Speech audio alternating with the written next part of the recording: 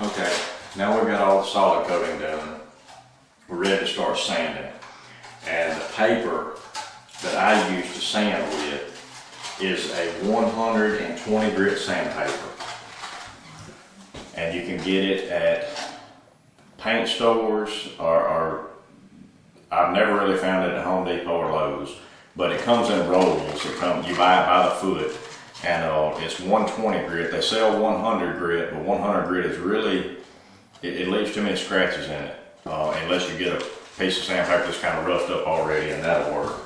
But you can also use a sanding block, and medium to fine is what you want to use. It's just a regular like 3M sanding block. You can find these at Lowe's or Home Depot and paint stores also. But medium to fine is what I use. Don't use the coarse.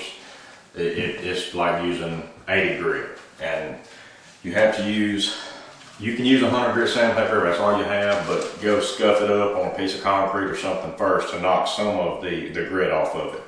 So, and how I do this is I fold the paper in I fold it about 3 inches, fold it over one time,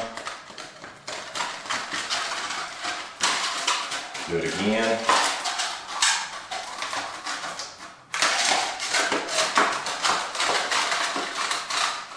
it's real stiff, so you'll have to really break it in. And this time, whenever you go to fold it over, I'm going to fold it over and overlap it. Fold it over one more time, but also going to overlap it about a ½ inch to an inch. So what I want to do is have it hanging over. So just whatever I folded last time, go about a ½ inch to an inch over that. And I'll show you why in just a second. Now in order to break it, you fold it back the other way. And that will allow the paper to break and then repair it. Like that.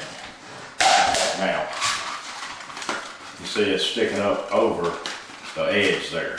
So what I do now is fold that over.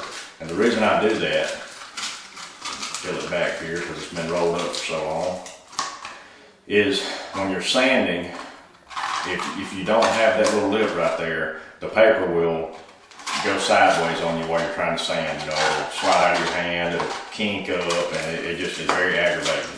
So if you use paper, just put a little lip over it like that, and if you want to use other sides of it, then you can unfold it and then do it like that. But you know, that little lip helps, gives it more sturdiness to the edge of it. But I will be using the block to do the corners with, and you have to be careful. I'll zoom in and show you what I'm talking about. This has got, I haven't sanded anything yet, it's got the lines around it. I like to do all the cutting in around the corners with, like in the corners I like to do with the sanding block. Now around the baseboard edges, you can't really put the block up against the wood and sand it sideways, because you'll sand the top edge of the baseboard, you'll sand the paint off. If it's painted, this is stained, so it would sand through the varnish, and you don't want to do that. But I'm just going to experiment and show you how to get the lines, how to make this smooth. You can see the mud that was left on there where I scraped it off from solid coating, and it just needs to be scuffed up before it's primed. So with the block, it makes it a lot easier just go in a circular motion. You can go straight, but whenever you get the edge knocked off by sanding straight, the only thing about sanding straight is you put scratches in it. When you go circular, then it allows the scratches to be circular and you won't see them hardly at all. So, in a circular motion,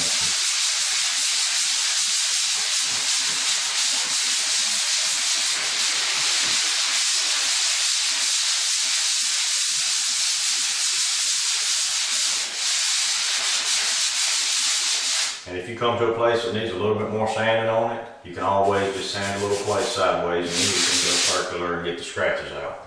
But in the corner, what I do is place the block up against the wall. You have to be careful not to put pressure on this edge right here and push it into the wall here, because when you do that, you're going to put a line. There'll be a line up and down the wall now that you'll have to go back and touch up. So what I do is try to lean the block out just a little bit, enough to put pressure in here. And you just put a little bit of pressure on it. Go up and down the wall, make sure you push in every corner, but not really hard where you'll put a line on this side. So you'll just have to experiment with it and see how hard you have to sand. Then you can come over here and just lightly sand and get that line out if you have a line. So just be careful up against you can put tape on the trim work and the baseboard if you wanted to tape it up first. But I've been sanding long enough to where I don't have to. So if you're afraid you're going to skin the paint, but you're not going to paint the baseboards. If you're going to paint the baseboards, it don't matter. You can, scuff them up if you want to. It's not going to matter. But here I'm not painting them, so I'm going to stay off of the trim work, and that's where the paper comes in. And I'll show you what I'm talking about with the paper now. How to cut in around the ceilings and the baseboard here.